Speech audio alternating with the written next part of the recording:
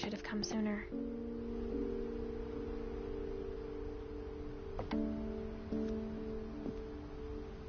But it had to end one way or another.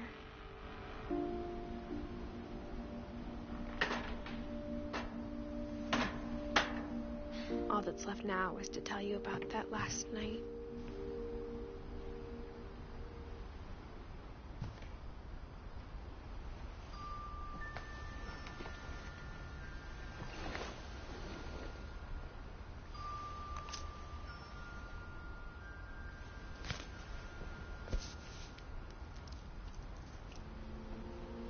That whole last day, Edie just watched us pack and didn't say a word.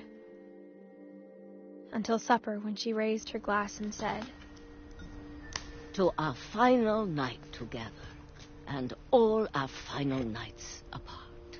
Grandma, you know what I said about alcohol. Some of your medications are very Edith, specific. I left a present for you in the hallway. Why don't you go open it? The grown-ups have to argue now. I'm sorry, you're right. We're all leaving tomorrow. Let's just enjoy our last... I'm not leaving. Edith, you're excused.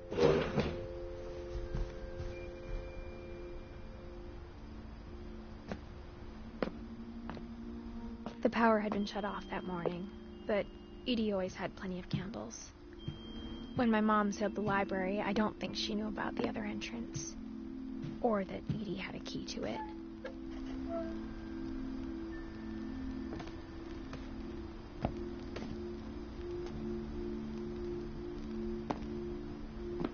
That thing you're afraid of isn't going to end when you leave the house.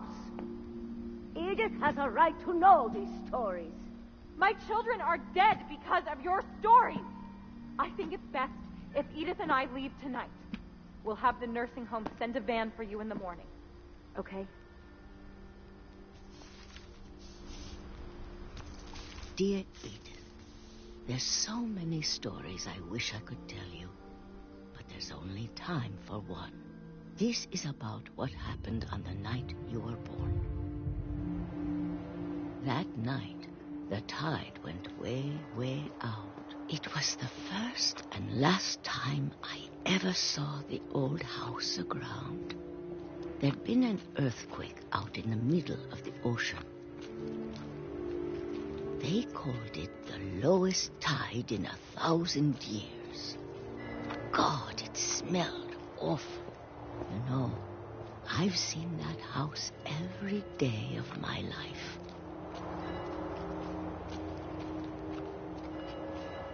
But I never thought I'd go back to it. When the fog rolled in, I lost my way.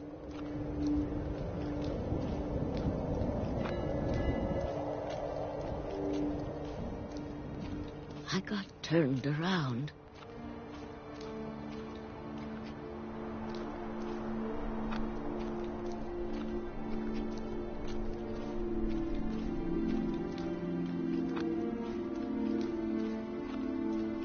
For a while, I wandered.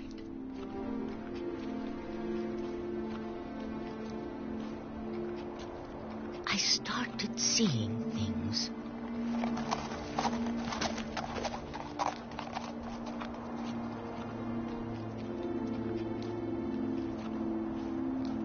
Things I'd forgotten had ever existed.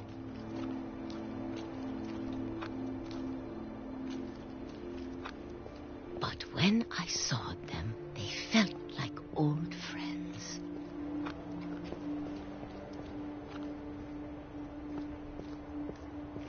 That night, a lot of things came back to me.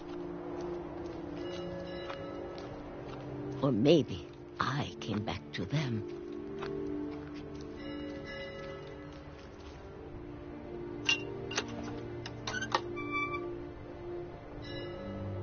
Things I can't explain, but that I need you to try and... Edith, what are you doing in here? It's mine! Edith! Mom, you're gonna rip it! Let go! I kicked and screamed, but Mom dragged me to the car.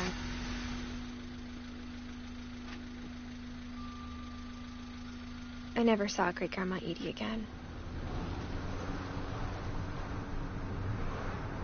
The next morning, the van came to pick her up, but she was already gone. After that, we moved around a lot.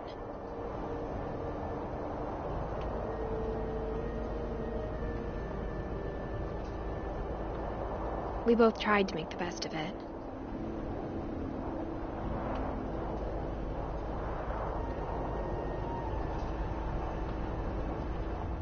A few years went by.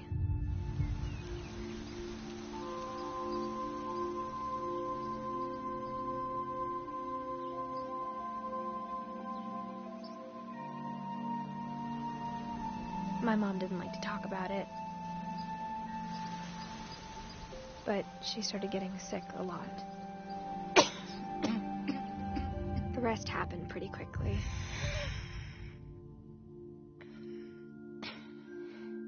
She got better for a while, and then she didn't.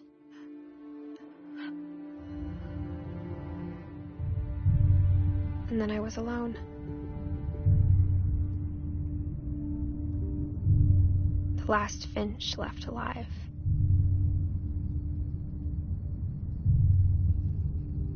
Until I found out about you.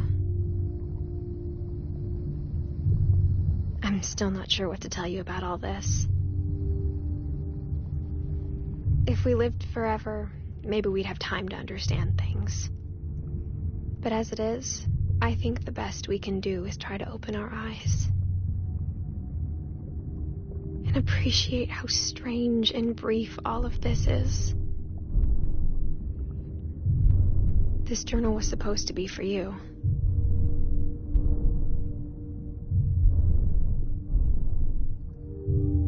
But now I hope you'll never see it. I just want to meet you and tell you all these stories myself. But I guess if you're reading this now, things didn't work out that way.